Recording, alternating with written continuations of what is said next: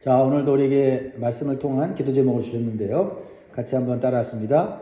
영원한 기쁨으로 잠깐의 근심을 이기게 하시고 말씀과 기도로 기쁨이 충만한 삶을 살게 하소서.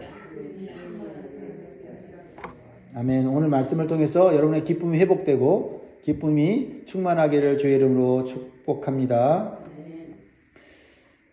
구원받은 성도의 삶을 한마디로 말하면요, 잠깐 근심, 영원한 기쁨이라고 말할 수 있어요. 한번 따라할까요? 잠깐 근심, 영원한 기쁨. 네, 이게 우리의 삶이에요. 근심할 일이 있지만 그건 잠깐이고 영원한 기쁨으로 이겨내는 삶이 성도의 삶이고 그리스도의 삶이다라는 겁니다. 그래서 우리는 근심이 기쁨으로 바뀌는 삶을 살아야 돼요. 근심이 생겼을 때, 이거 기쁨으로 바꿀 수 있다고 하는 이 말씀을 우리가 마음에 믿어야 됩니다. 그런데 우리가 잠깐 근심하는 이유는 뭘까요? 그러한 근심은 예수님께서도 이해하시는 거예요. 왜냐하면 우리가 하나님 말씀을 다 이해하지 못하기 때문에 눈에 보이는 현상에 대해서 근심할 수 있다라는 것입니다. 그런데 말씀을 온전히 이해하고 깨닫게 되면 우리가 하는 근심이 쓰잘데기 없는 근심인 것을 깨닫게 돼요. 그래서 근심이 사라지게 되고 오히려 기쁨이 충만해진다라는 거죠. 그러니까 눈에 보이는 현상을 보면 근심이 오지만 그 말씀이 그 현상을 바꾸면 우리에게 기쁨이 된다라는 거죠. 예수님께서 십자가의 죽음을 앞에 두고 제자들에게 이런 말씀을 하셨어요. 16절 보세요. 조금 있으면 너희가 나를 보지 못하겠고 또 조금 있으면 나를 보리라 하시니. 이 말씀 이해가 되십니까? 물론 이해가 되죠. 또 못하시는 분들도 있을 거예요. 근데 당시 예수님의 제자들은 다 이해하지 못했어요. 그래서 이렇게 얘기합니다. 예수님이 하신 말씀을 이해를 못하니까 말씀을 들었는데 말씀이 이해가 안 되니까 17절에 제자 중에서 서로 말하되 우리에게 말씀하신 바 조금 있으면 나를 보지 못하겠고 또 조금 있으면 나를 보리라 하시며 또 내가 아버지께로 가미라 하신 것이 무슨 말씀이냐 하고 18절에 또 말하되 조금 있으면이라 하신 말씀이 무슨 말씀이냐 무엇을 말씀하시는지 알지 못하노라 하거늘. 그러니까 말씀이 뭔지를 알면 걱정을 안 하는데 말씀이 뭔지를 모르고 이해를 못하니까 쓸데없이 걱정하고 있다 이 말이에요. 자, 조금 있다가 주님을 보지 못한다는 말씀은 조금 후에 예수님께서 십자가에서 죽으시는 거예요. 그렇죠? 그래서 못 보는 겁니다. 그러나 또 조금 있으면 다시 볼 수 있다는 말씀은 예수님이 죽음으로 끝나는 것이 아니라 다시 부활하신다는 거죠. 그래서 3일만 믿음으로 기다리면 되는 거예요. 그 근심이 그렇게 오래 가는 게 아니다라는 거죠. 그러나 제자들은 예수님의 말씀을 온전히 깨닫지 못하니까 눈에 보이는 현상만 보고 근심하게 되고 불안하게 되고 슬픔에 잠겨 있게 되었다라는 겁니다. 우리도 그럴 수 있다는 거죠. 그죠? 네, 우리도. 네. 눈에 보이는 현상을 보고 근심하고 걱정할 수 있어요. 주님은 그거 이해하세요. 그러나 말씀을 딱 주셨을 때는 어떻게 해요? 그 말씀으로 근심을 제거하라고, 이기라고 주셨는데 그 말씀을 우리가 깨닫지 못하고 믿지 못하면 어떻게 돼요? 근심이 길어지는 거예요. 걱정이 길어지고 슬픔이 길어지는 거죠.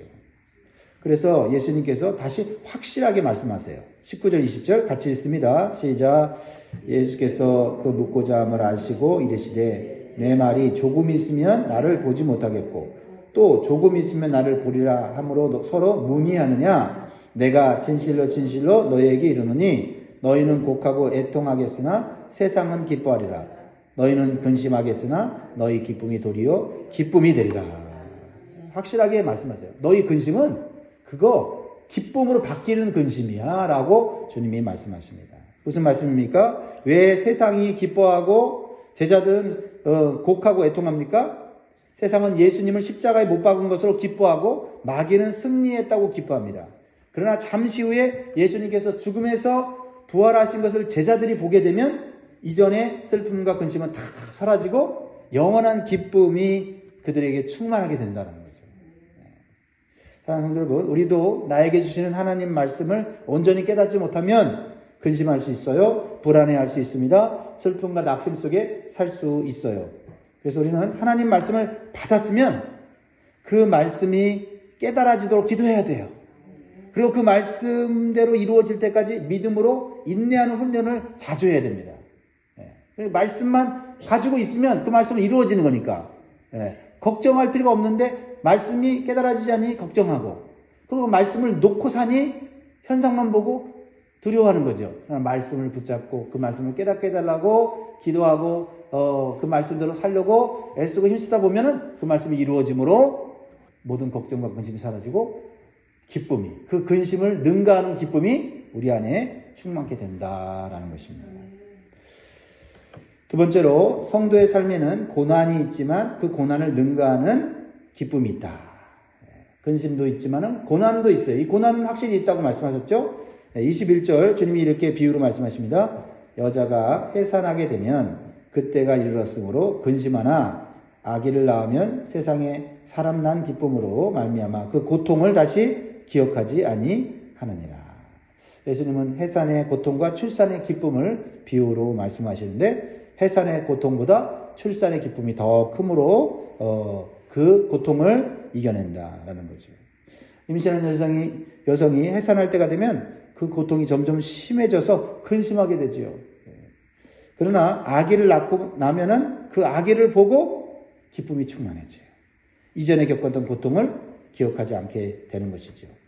그러므로 우리는 고난을 없애달라고 하기보다는 고난을 잊을 수 있는 기쁨을 달라고 기도해야 될 점이 있습니다. 예수님 우리가 근심할 수 있는 존재인 것을 아십니다. 그러나 계속해서 근심에 머무는 것은 원치 않으십니다. 왜냐하면 우리가 근심을 이길 수 있는 충만한 기쁨을 받을 수 있기 때문에 그렇습니다. 22절 같이 읽습니다. 시작. 지금은 너희가 근심하나 내가 다시 너희를 보리니 너희 마음이 기쁠 것이요 너희 기쁨을 빼앗을 자가 없으리라. 근데 빼앗을 자가 없는데 왜 그 기쁨을 빼앗깁니까? 근심의 구름이 덮여 있기 때문에 그렇다는 거죠. 그러니까 근심의 구름은 사실은 지나가는 건데 기쁨은 그냥 원래 있는 거예요. 주님이 주는 기쁨은 사라지지 않아요. 영원해요. 그러니까 있는데 우리가 못 누리는 거예요. 근심의 구름은 어떻게 해요? 걷어버려야 되는 거죠. 자, 이 충만한 기쁨을 받는 비결은 뭐냐면 확실한 부활신앙을 갖는 것이라고 말씀하시는 거예요. 그러니까 막연한 게 아닙니다. 확실한 부활신앙을 갖는 거예요. 예수님은 근심하는 제자들에게 내가 다시 너희를 본다라고 말씀하셨죠. 이것은 예수님께서 십자가에서 죽으시고 부활하실 수도 있고 안 할 수도 있다. 죽어봐야 한다. 주님이 그러면 한편으로는 믿기도 하고 한편으로는 불안하기도 하는데, 예수님은 너희를 보지 못하는데 잠깐이고 다시 너희를 본다라고 확정을 지어 말씀하셨다는 거죠. 그러니까 제자들은 사실 예수님께서 십자가를 지시고 죽으시는 그 현장을 보고 도망갔어요. 그러나 예수님께서 말씀하신 대로 부활하셔서 그들을 먼저 찾아가셨습니다. 자, 여기서 예수님의 그 사랑과 은혜가 있어요. 부활하셨는데 오도록 기다린 게 아니라 찾아가셨다. 의심하고 오해하고 불안해하고 걱정하고 슬퍼하는 자들을 먼저 찾아가셨다는 거죠. 그리고 확실하게 부활하신 예수님을 보여주셨어요.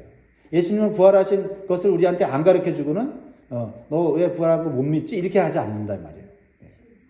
부활하신 것을 여러 가지 증거로 우리에게 보여주시는 거예요. 그때부터 제자들은 믿음과 기쁨이 충만한 삶을 살기 시작한 거지요. 그러니까 죽음도 이길 수 있다라고 생각해 보면은 두려울 게 뭐가 있느냐는 거죠. 그렇죠? 사실 죽을까봐 우리가 두려워하고 죽을까봐 우리가 타협하고 죽을까봐 우리가 겁쟁이가 되잖아요. 그리고 때로는 쓸데없는 걱정에 사로잡힐 때 있잖아요. 근데 죽음을 극복하신 부활하신 예수님이 나와 함께 있다. 그러면 죽지 않을 뿐만 아니라 죽어도 다시 살리신다라고 하면 쓸데없는 걱정들은 많이 사라져요.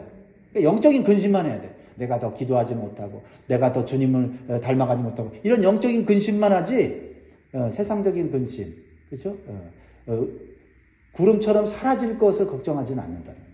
그러나 우리는 때때로 그런 세상적인 근심이 우리로 마음에 들어올 수 있다는 거예요. 그걸 주님이 인정하시니까 뭐라고 말씀하시는 거예요? 확실한 부활 신앙을 가지라라는 것입니다. 그래서 우리가 잠깐 근심하는 일이 생기면 부활하신 예수님을 바라보는 시간을 가져야 돼요. 부활하신 예수님을 근심 사라지겠어요? 걱정 사라지겠어요? 이렇게 막 불안에 떨면서 기도할 게 아니라 그 근심과 걱정은 일단 내버려 두고 부활하신 주님 다시 만나게 해주세요. 부활하신 주님을 이 시간 바라보게 해주세요. 그럼 부활하신 예수님이 내 마음에 들어오시고 주님이 내 안에 기쁨을 주시면 그 근심과 걱정은 그냥 사라져 버리는 거죠. 뭐 없애달라고 말할 필요가 없는 거잖아요. 그래서 우리가 마음속에 근심과 불안이 찾아오면은 죽음에서 부활하신 예수님을 묵상하자. 이거를 좀 마음에 새기면 좋겠어요. 그러면 부활하신 예수님이 내 마음에 계시는 것이 느껴지고 또 주님의 말씀이 또 생각나고 우리 안에 기쁨이 이렇게 충만해지는 것을 경험할 수가 있습니다. 예수님의 제자들은요, 부활하신 예수님을 만난 후에야 예수님 말씀이 다 이해가 됐어요. 그래서 요한복음 2장 22절에 보면 이런 말씀이 있어요. 죽은 자 가운데서 살아나신 후에야 제자들이 이 말씀하신 것을 기억하고 성경과 예수께서 하신 말씀을 믿었더라. 그러니까 우리가요, 부활신앙을 갖지 않으면 깨달아지지 않는 성경 말씀이 많다는 거예요. 부활의 신앙을 확실히 가지면 영적인 귀가 열리고 주님이 하신 말씀이 깨달아지고 이해가 되고 믿어지는 거예요. 이 부활신앙이 얼마나 중요한지 정말 오늘 말씀을 통해서 깨닫게 되는 거죠. 세 번째로는 예수님께서는 근심을 이길 수 있는 기쁨을 얻을 수 있는 또 다른 비결을 또 주셨습니다. 그러니까 부활신앙을 통해서 기쁨도 주시지만 또 다른 기쁨을 얻을 수 있는 비결을 주신다. 그것은 예수의 이름으로 기도하는 것이다. 예수의 이름으로 기도하는 것이다. 예수 이름으로 하는 기도는 근심을 기쁨으로 바꾸는 기도다라는 거죠. 그냥 기도가 아니라 예수 이름으로 기도하는 것임을 강조하고 있어요. 23절 같이 읽습니다. 시작. 그날에는 너희가 아무것도 내게 묻지 아니하리라. 내가 진실로 진실로 너희에게 이르노니 너희가 무엇인지 아버지께 구하는 것을 내 이름으로 주시리라. 그날은 언제까지? 그날이 오면 제자들이 이해가 안 되고 깨달아지지 않아갖고 이것도 묻고 저것도 묻고 궁금해하고 오해하고 의심하고 불안해하고 그럴 필요가 없다는 그날에는. 그날은 언젠가 신약교회가 시작되는 오순절 성령이 임하시는 날이에요. 성령이 임하시는 날. 성령이 임하시면 성령께서 모든 것을 가르쳐 주시고 주님이 말씀하신 것을 기억나게 하시고 장래일까지도 말씀해 주신다고 주님께서 말씀하셨죠. 그러니까 성령께서 이렇게 해주실 때 요구하시는 건 단 한 가지예요. 예수 이름으로 구하는 거예요. 그러니까 성령이 일하시고 역사하시는 기초는 예수의 이름으로. 예수의 이름. 내 이름으로 성령님이 움직이시는 게 아니에요. 성령님은 하나님이시에요. 예수의 이름으로 우리가 기도하고 구하면 성령께서 일하시겠다. 우리에게 가르쳐 준다. 깨닫게 해준다. 장래일을 가르쳐 주시고 인도하신다. 할렐루야. 그러니까 예수 이름을 믿는다는 것은 무엇을 의미합니까? 예수님이 어떤 분이신지를 올바로 믿는 것을 말해요. 예수님은 그리스도시요 하나님의 아들이신 것을 믿는 거예요. 그리고 십자가에서 내 죄를 위해 죽으시고 부활하시고 다시 재림하실 예수님을 믿는 거예요. 그 예수 이름, 그걸 예수의 이름으로 믿는 거예요. 그게. 그러니까 우리가 기도할 때 예수 이름을 형식적으로 부르거나 뭐 습관적으로 또 무슨 주문을 하듯이 꼭 뭐 이렇게 뒤에 붙여야만 되는 그런 어떤 그 형식적으로만 생각하면 안 되고 예수의 이름이 얼마나 중요한지를 깨달아야 된다는 거죠. 왜요? 예수 이름으로 해야 성령이 일하시니까. 그렇죠? 그날에는 너희가 내게 묻지 않아도 예수 이름으로 기도하면 성령께서 다 그 질문에 답해 주시고 깨닫게 해 주신다 이 말이에요. 그러니까 얼마나 기쁘겠냐는 거예요. 답답하고 괴롭고 이게 세상에 어떻게 돌아가는 거야. 그런데 예수 이름으로 기도하면 성령께서 깨닫게 해주시고 인내하라, 참으라, 계속해서 봉사하라, 계속해서 지금 말씀을 붙잡고 살아라. 뭐 이렇게 가르쳐 주니까 응답을 해주니까 대답을 해주시니까 기쁨이 충만해진다는 거죠. 그렇죠? 우리가 뭐 자녀들을 위해 기도할 때 하나님 우리 자녀들 신앙을 위해서도 기도하고 또 믿음을 위해서 기도하고 또 대학 갈 때 하나님 대학 갈 수 있게 기도해 주세요. 도와주세요가 기도하면 대학 가게 하시잖아요. 이제 대학 갔으니까 됐다 하고 기도 안 해요? 안 하죠. 대학 갔어도 취직이 안 되면 대학 간 게 의미가 없잖아요. 그러니까 또 4년 내내 또 대학생활 잘하게 해주세요. 그리고 좋은 직장에 취직하게 해주세요. 좋은 직장에 취직하면 다예요? 직장에서 쫓겨나면 안 되잖아요. 직장에서 또 잘할 수 있게 해달라고. 또 그러면 또 결혼하면 또 어떻게 해요? 또 결혼했으니까 이제 니네들 마음대로 살아. 그게 됩니까? 또 그 가정생활, 부부생활, 부모와 자녀 간에 또 관계가 좋게 또 기도해야 되는 거예요. 이게 끝이 없어요. 근데 우리가 기쁜 건 뭐냐면 기도하면 응답해 주시니까. 예수의 이름으로 기도하면 주죠. 예수의 이름으로.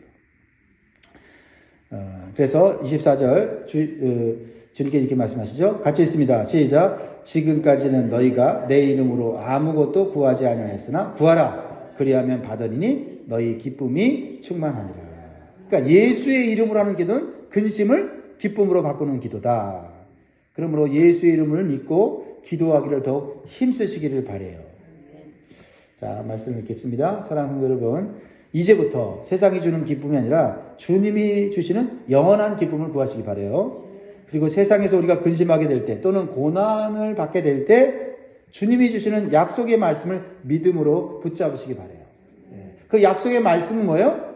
잠깐 근심하는 우리들을 영원한 기쁨으로 인도하세요. 그리고 그 약속의 말씀이 깨달아질 때까지 묵상하고 그 말씀에 순종하는 삶을 살면 되는 거예요. 그러면 근심은 사라지고 고난을 이길 수 있는 힘과 능력과 충만한 기쁨을 우리에게 날마다 부어주실 줄 믿습니다. 기도하겠습니다.